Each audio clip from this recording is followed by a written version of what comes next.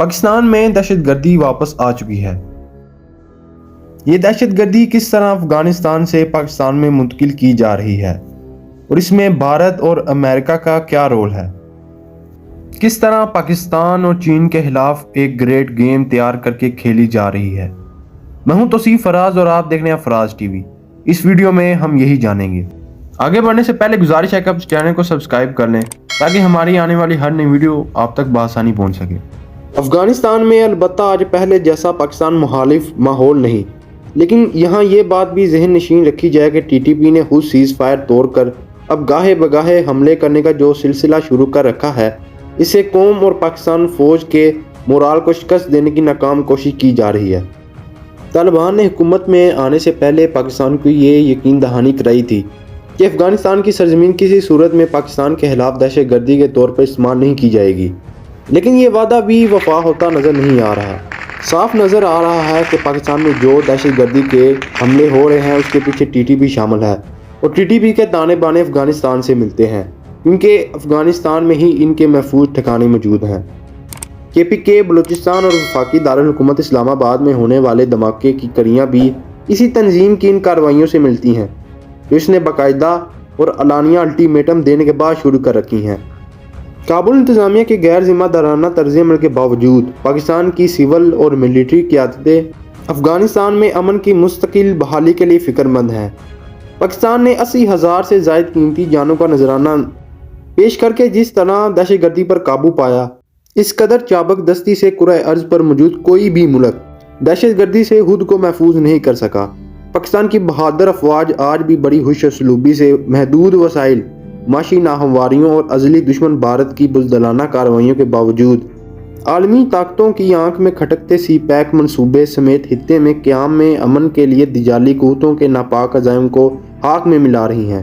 Security forces نے حال ہی میں جس طرح جان ہتھیلی پر رکھ کر بنوں میں 25 دہشت گردوں کو واصل جہنم کرتے ہوئے یرغمال بنائے گئے سی ٹی ڈی اہلکاروں کو بازیاب کرایا، وہ بھی اپنی مثال آپ ہے۔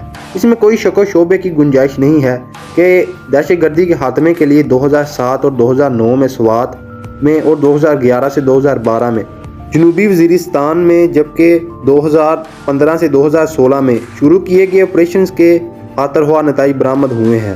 بھارتی وزیر اعظم نریندر مودی نے افغان قیادت، فوج اور انٹیلیجنس کے ذہنوں کو اتنا زہر لود کیے رکھا کہ سیاسی اور عسکری قیادت کی طرف سے خطے میں قیام امن کے لیے ماضی میں تعلقات بہتر بنانے کی کوشش کارآمد ثابت نہ ہو سکیں۔ پاک افغان تعلقات کو اگر تاریخ کے تناظر میں دیکھا جائے تو یہ تلخ حقیقت بھی منظر عام پر آئے گی کہ افغان خفیہ ایجنسی نے کس طرح پاکستان کے خلاف دشمنی کا مظاہرہ کرتے ہوئے افغان قیادت کو پاکستان سے دور جبکہ بھارت کے زیادہ قریب رکھا۔ طالبان کے دوبارہ اقتدار سنبھالنے کے ساتھ ہی خطے میں دہشت گردی کا جو ایک سلسلہ شروع ہو چکا ہے، اس میں حقائق اور شواہد کے مطابق بدنام زمانہ ایجنسی را اور طالبان کے مختلف گروہ ہی ملوث ہیں۔ بھارت نے گزشتہ 2 دہائیوں سے افغانستان میں اپنا اثر و رسوخ بڑھانے کی امریکی مدد سے خطے میں تہذیب کاری کو جس طرح پروان چڑھایا، اس کا اندازہ اس عمل سے بخوبی لگایا جا سکتا ہے کہ طالبان اور افغان فورسز کے درمیان جھڑپوں میں اس نے ہمیشہ ڈبل گیم کھیلنے کا ڈرامہ رچایا۔ ایک طرف مذاکرات، جبکہ دوسری جانب سابق اشرف غنی انتظامیہ کو اسلحے کی فراہمی کے اس کے مذموم مقاصد کا پرچہ چاک کرتی ہے۔ اس میں کسی قسم کا کوئی شک نہیں ہونا چاہیے کہ افغان طالبان کی حکومت آنے کے بعد جس طرح افغانستان سے انڈیا بھاگا تھا، اسی طرح وہ افغانستان میں دوبارہ آ رہا ہے، کیونکہ وہ پاکستان کو کسی طرح بھی اسٹیبل نہیں دیکھنا چاہتا۔ اسی طرح دہشت گردی کو فروغ دے کر وہ پاکستان کو انسٹیبل کرنا چاہتا ہے، اور یہ ساری چیزیں بھارت کی سفارتکاری کی ماہری کو ثابت کرتی ہیں۔ اگر ہم دیکھیں پاکستان کے وزیر خارجہ بلاول بھٹو نے وزیر خارجہ بننے کے بعد ابھی تک ایک بھی دورہ افغانستان میں نہیں کیا، جس سے افغانستان اور پاکستان کے روابط میں کافی کمی آئی ہے، اور اس کا اثر بھی پاکستان اور افغانستان کے درمیان بڑھتے ہوئے رابطوں پر بھی پڑا ہے۔ یہ تو ہو گیا انڈیا۔ اب بات کرتے ہیں امریکہ کی کہ امریکہ کس طرح اس گریٹ گیم کا حصہ بن رہا ہے۔ عالمی معیشت اور سیاست میں چین کی مستحکم ہوتی ہوئی پوزیشن امریکہ، بھارت ان کے اتحادی ممالک کے لیے پریشانی کا سبب بن رہی ہے۔ وہ ہر طرف سے چین کو گھیرنا چاہتے ہیں۔ بیجنگ کی یہ خواہش ہے کہ ایشیا، افریقہ اور یورپ کو کسی نہ کسی طور پر ایک بھرپور بلاک کی شکل میں आलमी माशियत की एक बड़ी ताकत के तौर पर सामने लाए। वन बेल्ट वन रोड इसी सिलसिले की एक कड़ी है। चाइना खुद को अमेरिका की तरह फौजी ताकत इस्तेमाल करके सुपर पावर नहीं बनना चाहता, बल्कि वो अपनी इकॉनमी के बलबूते पर खुद को खड़ा रखना चाहता है और दुनिया की सुपर पावर बनना चाहता है। इसी मकसद के लिए वो पूरी दुनिया में वन बेल्ट वन रोड का मंसूबा तैयार कर रहा है। वो काफ़ी हद तक इसमें कामयाब भी होता नज़र आ रहा है।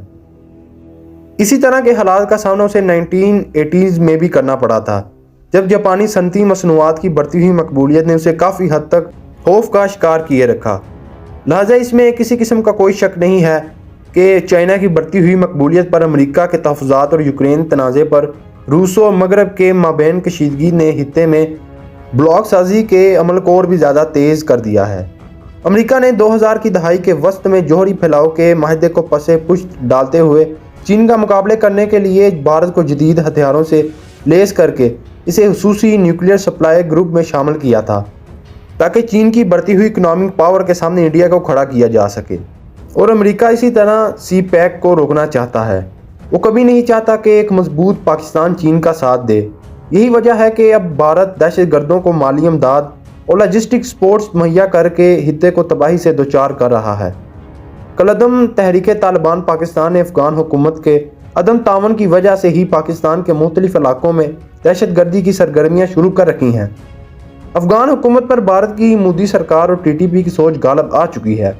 हालांकि पाकिस्तान ने खुराक, अदवायात और दीगर ज़रूरी इमदाद मुहैया करने के साथ साथ तालिबान हुकूमत के क़याम के साथ ही उन्हें आलमी सतह पर तस्लीम करवाने, अक़वाम मुत्तहिदा और सलामती कौंसिल में उसके हक़ में राह हमवार करने के लिए ज़रूरी इक़दामात समेत दोस्ताना ताल्लुकात इस्तवार करने में न सिर्फ गैर मामूली गर्मजोशी का मुज़ाहरा किया, बल्कि इसके अमेरिका में मुजमद $9 बिलियन असासों की बहाली के लिए सफारती सतह पर भरपूर कोशिश की थी। और इसके लिए OIC का इजलास भी रखा गया था, जहां पर अफगान तालिबान को भी आकर बिठाया गया था। लेकिन मुकाम अफसोस है कि काबुल इंतज़ामिया ने ताहाल इन तमाम कोशिशों और काविशों को कोई अहमियत नहीं दी। भारत सिर्फ अफगानिस्तान की सरजमीन को ही नहीं, बल्कि ईरान की सरजमीन को भी पाकिस्तान के खिलाफ इस्तेमाल करता रहा है। बलोच लिबरेशन आर्मी यानी BLA को ईरान से काफ़ी ज़्यादा सपोर्ट मिलती है। ये बात शायद आपको हैरान कर दे कि कुलभूषण यादव को, जो कि अफ़गानिस्तान में रॉक एजेंट के तौर पर काम कर रहा था, उसे चाबहार पोर्ट, जो कि ईरान की सबसे बड़ी पोर्ट है, वहाँ से लॉन्च किया गया था। भारत का ईरानी बंदरगाह चाबहार में अरबों डॉलर्स मालियत के दीगर मनसूबों में सरमायाकारी करने का मकसद पाकिस्तान की तरक्की और खुशहाली और हित्ते में चीन की बालादस्ती को नुकसान से दोचार करना है। पाक चीन इक्तिसादी राहदारी के मनसूबे पर यूं ही अमल दरामद शुरू हुआ तो भारत ने ईरानी सूबे सिस्तियान में वाक़या बंदरगाहों पर नज़र जमा ली थी। भारत और अफगानिस्तान को पाकिस्तान के अंदर दहशतगर्दी के ज़रिए बदअमनी फैलाने का मौका मुल्क में जारी सियासी और माशी बहरान के बायस ही मिल रहा है। पेशावर में इंसदादे दहशतगर्दी के कायम किए गए महकमे के मरकज़ पर दहशतगर्दों का कब्जा करना लम्हा फ़िक्रिया से कम नहीं, क्योंकि सरकारी मशीन इस सिलसिले में मुकम्मल नाकाम दिखाई दी। लेकिन पाकिस्तान की बहादुर अफवाज ने पेशावराना सलाहियतों का इस्तेमाल करते हुए इस हमले पर बहुत जल्द ही काबू पा लिया। दहशतगर्दाना कार्रवाइयों के बायस तालिबान इस वक्त अक़वाम आलम में तनहा हो चुके हैं। अक़वाम मुत्तहिदा और आलमी बरादरी को भी चाहिए कि काबुल इंतज़ामिया पर दबाव बढ़ाए ताकि हित्ते में शरपसंदाना सरगर्मियों का खात्मा यकीनी बनाया जा सके। मैं अपनी तकरीबन हर वीडियो में हाइब्रिड वारफेयर का जिक्र लाजमी करता हूँ, क्योंकि पाकिस्तान के खिलाफ हाइब्रिड वारफेयर अपने पूरे पीक पर पहुँच चुकी है। अगर आपने इसके बारे में मालूमाती वीडियो हमारी नहीं देखी तो ऊपर आई बटन पे आपको मिल जाएगी, वहाँ पे जाके इसको लाजमी देखिएगा। अगर आपको हमारी ये पेश की गई वीडियो पसंद आई हो तो सब्सक्राइब लाजमी कीजिएगा और लाइक का बटन लाजमी प्रेस कीजिएगा।